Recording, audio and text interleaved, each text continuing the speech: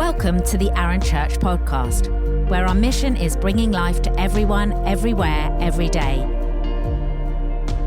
Each podcast episode features the latest talk from our church, which are released weekly. We're passionate about Jesus, love to worship together, and are committed to changing our community for the better. Connect with us at arunchurch.com.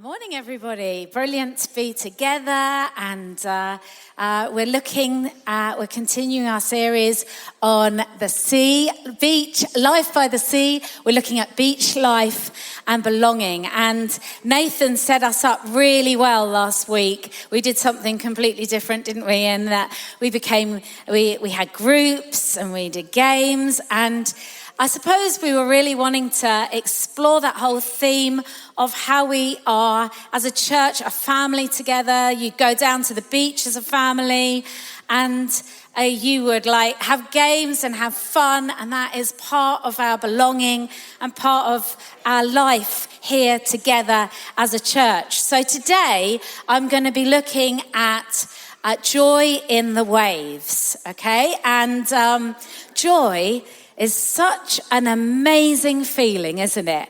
Joy isn't always about our circumstances. Joy is about something deep down in us. And joy, Brené Brown says, is a very, very vulnerable emotion. Because as soon as you feel joy, you often can feel fear of that joy being taken away. So for instance, you may have this amazing moment with your children. Maybe you've got young children and they are dancing and full of joy, and you think, oh, this is beautiful. And you can be followed by a thought that says, what if this was taken away from me? What if all this went? There can be fear that comes when we experience joy. Do you ever feel it? I feel it. Joy is a very vulnerable emotion. It's something that we feel and then they think, oh, what if that happened though? What if that happened?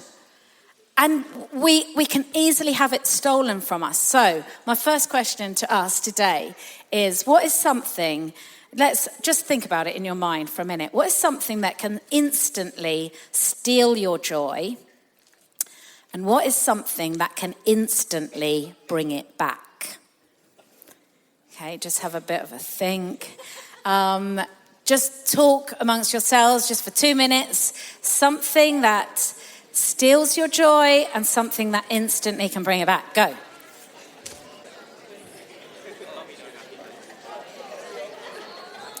Okay, brilliant. So hopefully you've got some things in your mind practically for you that steal your joy and things that bring you joy. So joy in the waves. We live by the sea, don't we? And when we live by the sea, we have the pleasure and the privilege of walking along the beach or going along the beach, and we can see the waves. Sometimes the waves are like little tiny waves, aren't they?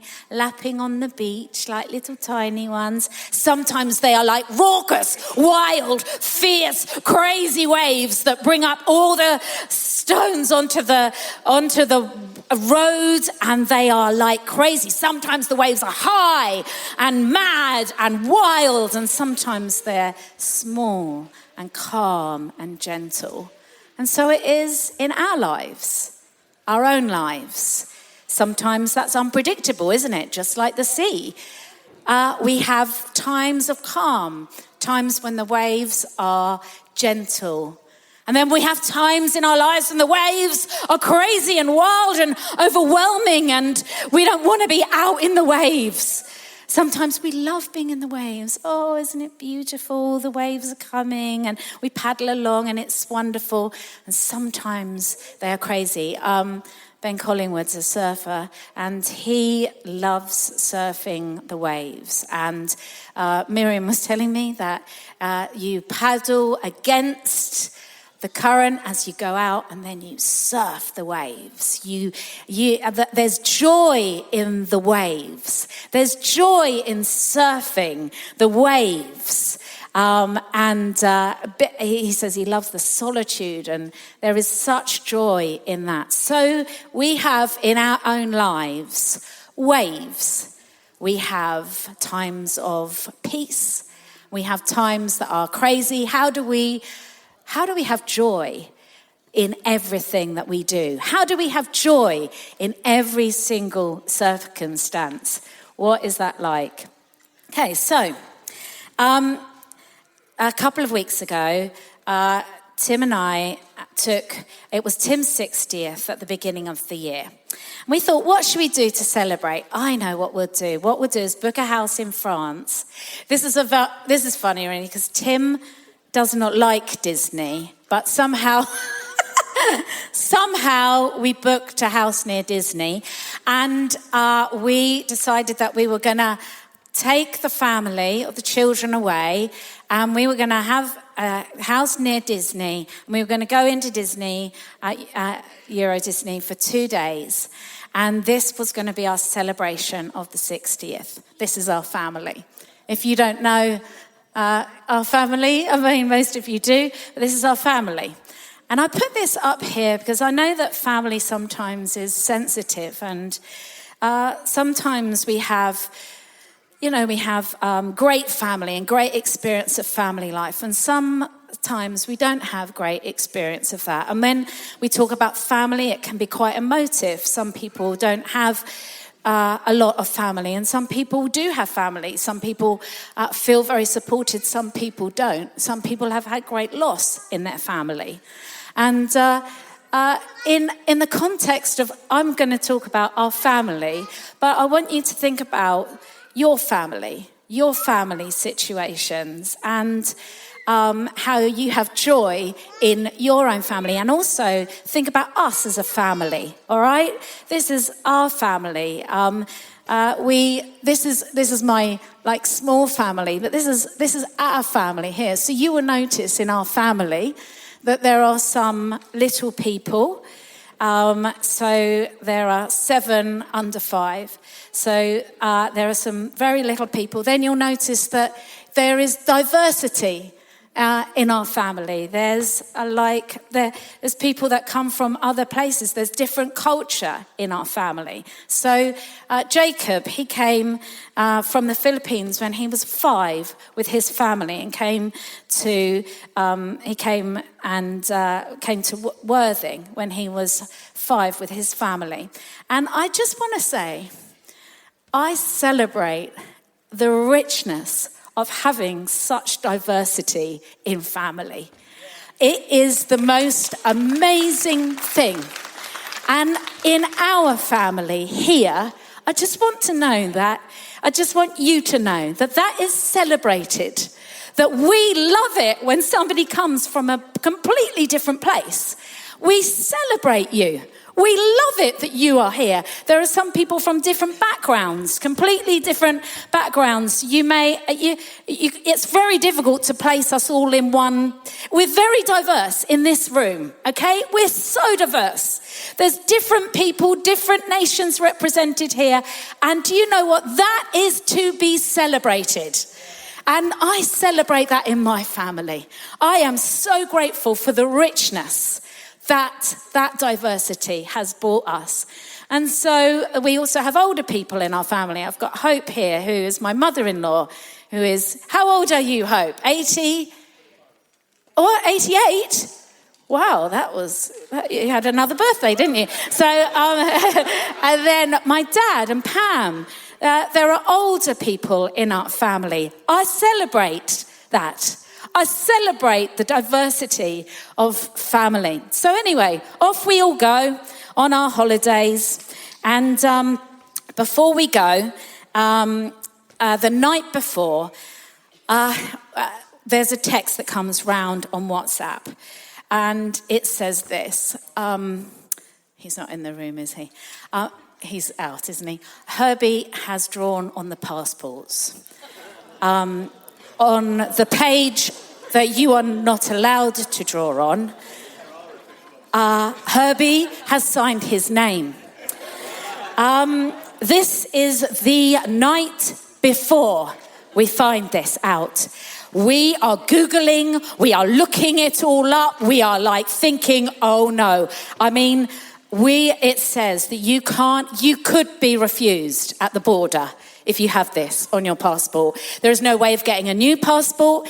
Even if he is refused at the border, he is not getting in. We're going to Disney. We've got children.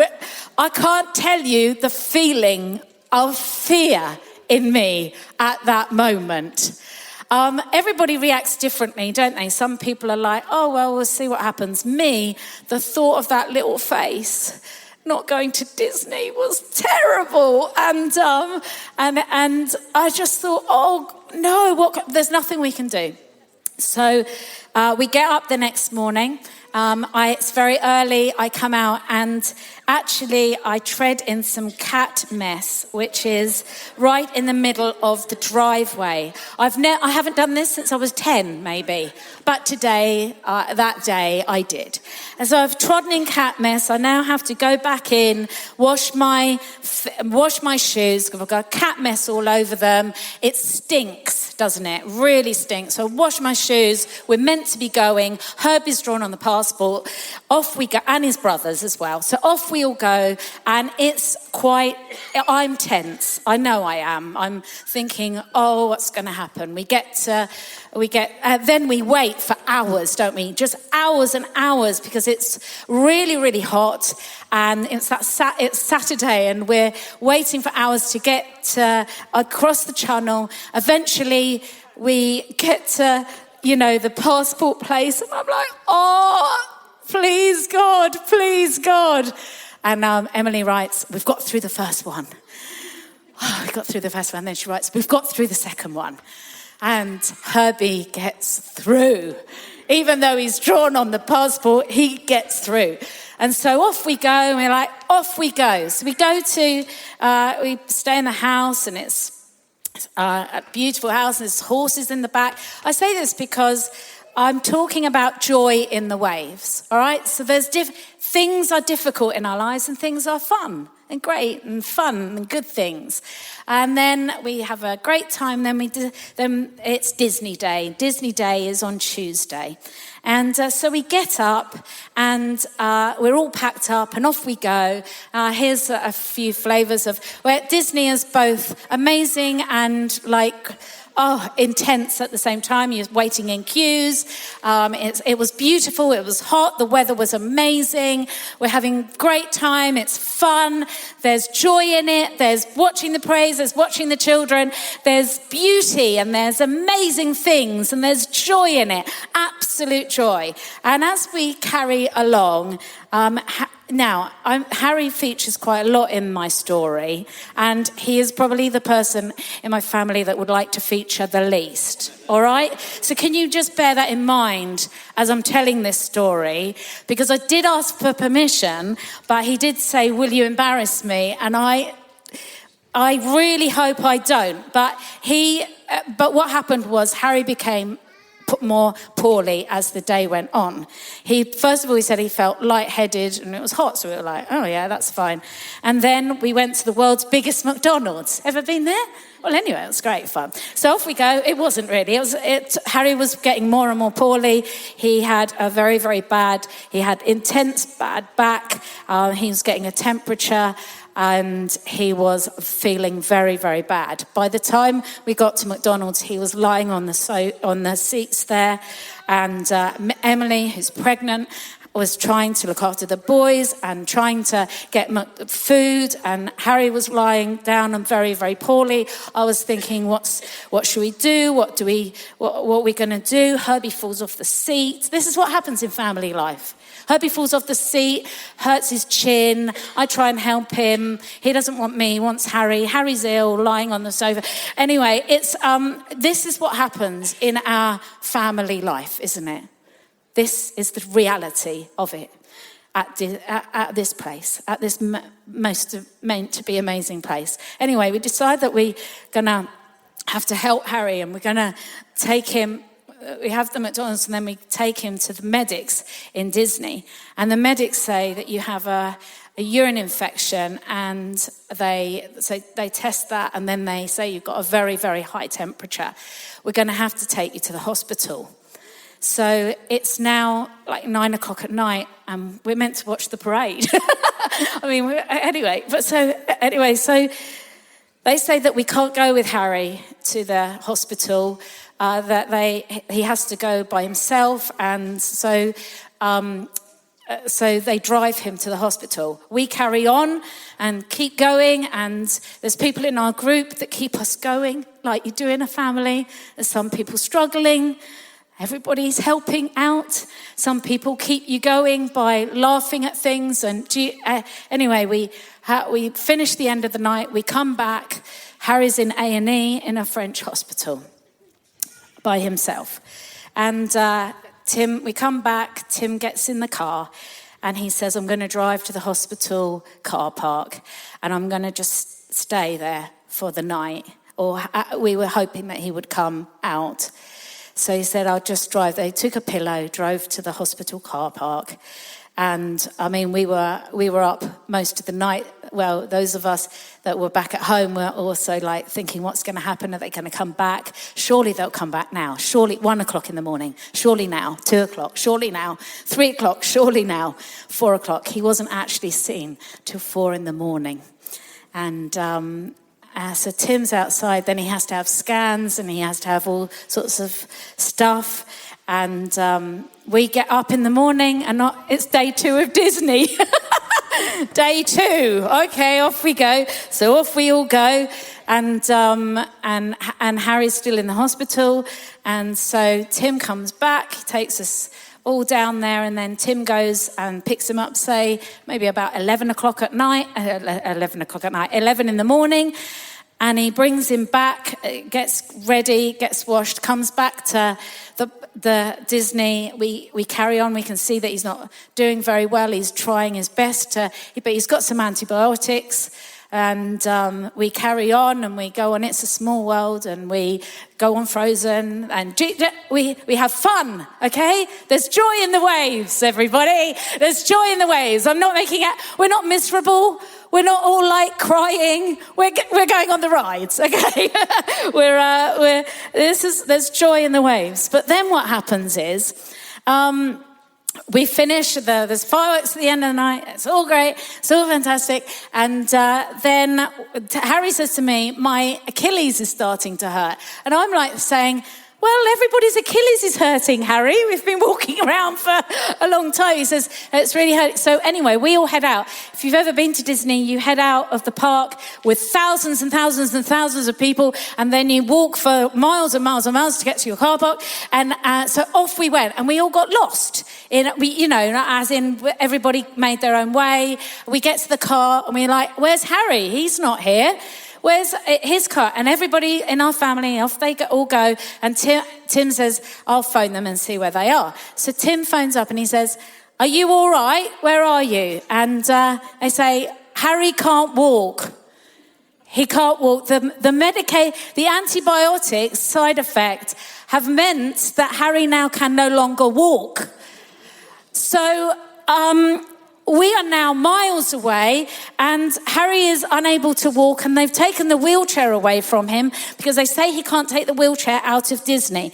There is Rowan and Poppy in our car. And so we say, we'll come and help you. We're going to come back. We're going to come and help you. So we make our way back through the crowds, walking through the crowds until we find miles and miles and miles until we find them. Harry can't walk. Emily's pregnant. 2 boys are asleep. It's 11 o'clock at night. And Rowan puts him on his back. Here we go. Rowan puts him on his back and he carries him for miles and miles back to where the car park was. And we had he had to go in a wheelchair the rest of the holiday, but we had a great time. And that was the essence of our time together. Now, I was thinking about this because, of course, we have such We have family life, don't we? Family life is both good and it's sometimes really difficult. There's things that happen in our own families that are really good, and there are some things that happen that are really challenging, aren't there, in your families? And in our family here, as a wider family, we have challenges. How do we dance? How do we have joy in those waves? It says this in Philippians 4. Rejoice in the Lord always. I will say it again, rejoice. Let your gentleness be evident to all. The Lord is near. Do not be anxious about anything, but in every situation, by prayer and petition with thanksgiving, present your requests to God, and the peace of God, which transcends all understanding, will guard your hearts and your minds in Christ Jesus. Finally, brothers and sisters, whatever is true, whatever is noble, whatever is right, whatever is pure, whatever is lovely, whatever is admirable, if anything is excellent or praiseworthy, think of such things. Whatever you have learned or received from me or seen in me, put that into practice, and the God of peace will be with you. The Message says it like this: celebrate God all day, every day. I mean, revel in him. Make it as clear as you can in all that you meet that you're on their side, working for them and not against them. Help them see the master is about to arrive. He could show up at any minute. Do not fret or worry. Instead of worrying, pray. Let petitions and praises shape your worries into prayers. Letting God know your concerns before you know it. A sense of God's wholeness. Everything coming together for good will come and settle you down. It's wonderful what happens when Christ displaces worry at the center of your life. Summing it up, all friends, I'll say you'll do your best by filling your minds and meditating on things true, noble, reputable, authentic, compelling, gracious, the best, not the worst, the beautiful, not the ugly things to praise, not things to curse. Put into practice what you learned from me, what you have heard and saw and realized. Do that, and God will make everything work together. He will work you into his most excellent harmonies. I think those scriptures are absolutely key as we learn to have joy in the waves, in the difficulties of life. Every single time we meet, I realize that there are things that are joyful happening and things that are terrible happening all at the same time. But we have to embrace joy. We have to embrace God, revel in God, celebrate God in the terrible things that happen. We say God is with us. In the good things that happen, we say God is with us. In the terrible things that happen, we say God is for us. In the good things that happen, we say God is for us. First thing we do is celebrate him all day, every day. We celebrate that God is with us. The second thing, we celebrate God in every circumstance. The second thing we do is instead of worrying, we pray. That's what we do. Instead of worrying, we pray. How easy it is to worry. I find it so easy. It's one of the easiest things in the whole world to do is to worry. Go over and over and over and over and over why something bad is going to happen. How Jesus says, he says to us, instead of worrying, pray. Bring it to me.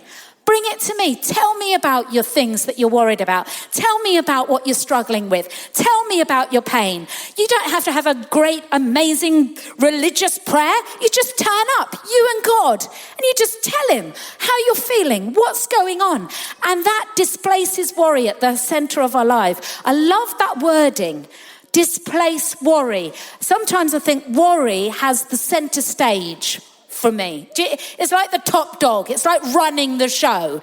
And God says, why don't you knock it off center stage, Becca? And I'm like, can I do that? Yes, you can. Knock it off. Knock off worry at the center of your life. Knock off fear. You have the authority to do that. When it goes round and round and round and round in your head, he says, he doesn't just say, don't worry. He says, instead of worrying, pray. Pray. Okay. I'm sure that if we did that, we'd stop worrying. Don't you think?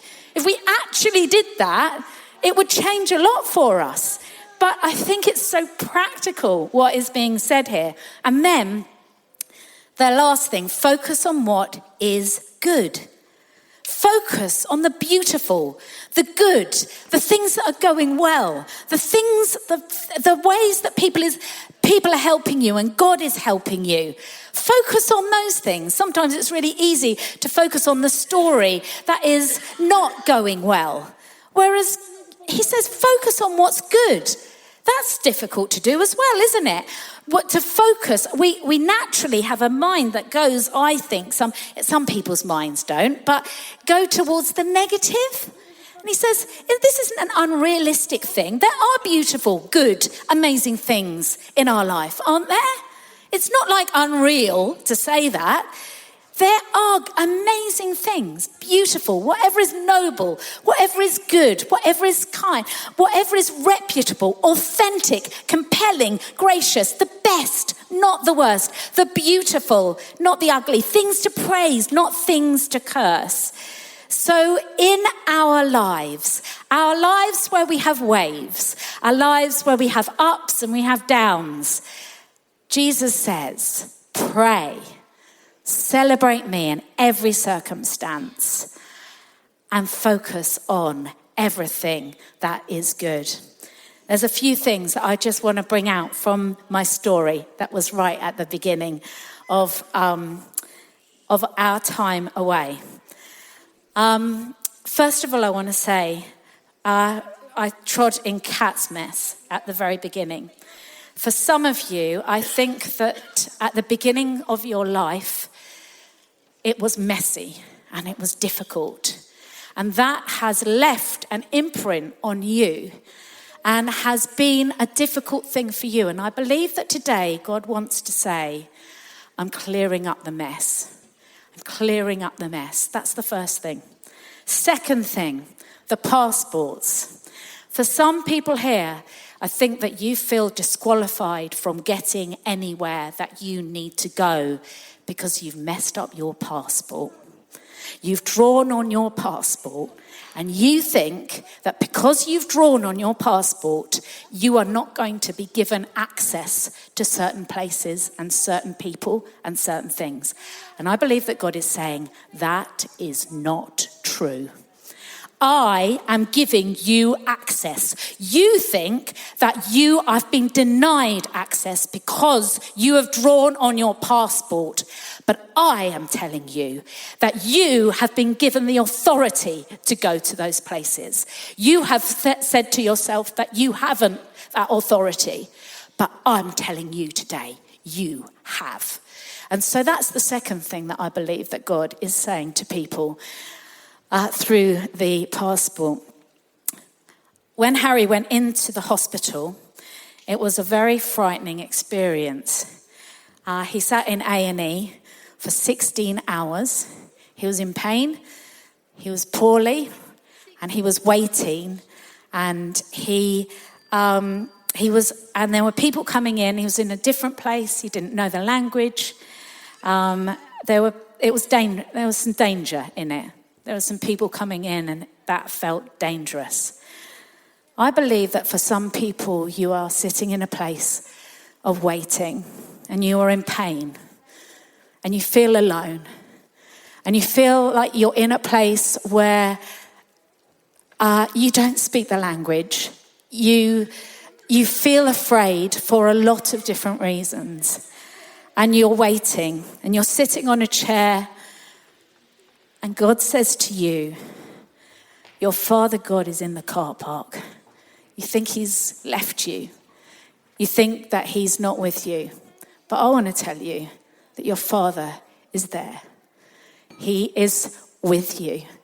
You might not even see him. You might not even sense him. But your Father is with you in that place of waiting and in that place of pain. Your Father is with you. And then the last thing, when Harry couldn't walk and he needed somebody to go back. First of all, he didn't ask for help. We said to him, why didn't you phone us? He was like, well, I thought you'd all gone. Sometimes we need to ask for help. Some of us can't walk. And I especially feel like there's some people with a lot of responsibility that you feel that you just can't walk, and you feel like you should be, you've got a responsibility. You've got to walk. You've got to be able to walk. And I feel like God is saying, some of you just can't walk. You're in a lot of pain, and you need to ask someone to help you. And what I find fascinating is that Rowan probably is the only person that could have helped Harry in this situation. Can you imagine me going back? I did go back and, flapped around for a bit. But what actually was I going to do? Because I actually couldn't. We all have a gift to help, right? And some of us have a different sort of gift to help. And what was needed in that moment was Rowan, who could come and carry him on his back. And I want to remind us here in this room that sometimes you're the only person that can help. You're the person that God's put there for a reason. And don't ever discredit yourself for that. Don't think, oh, I'm not needed, I'm not. God put you there to help at that moment. Step into it. And also I think that for some people you may not be able to walk. I'm not talking even like physically. I'm talking about spiritually and maybe emotionally. You just feel like you can't walk. You can't walk forward. I would say reach out and ask somebody for help. God, in that incident, it might be a person that comes and helps you. But God, Rowan may be like God to you. God comes and puts you on his back. All right? He comes and puts you on his back when you can't walk, when you don't know what to do. He puts you on his back. So I wonder if the band could come on up. We're going to take communion together. But let's just close our eyes and just in your mind, just in your talking with God, what's stolen? What steals your joy? What steals your joy? Do you focus on the waves? Do you focus on what is good? Any of those situations that I've just talked about, are any of those relevant for you? Do you feel like you've disqualified yourself? Do you feel that you are in pain and waiting, and God is reminding you that he is there for you? Just talk to God for a minute and let him speak to you.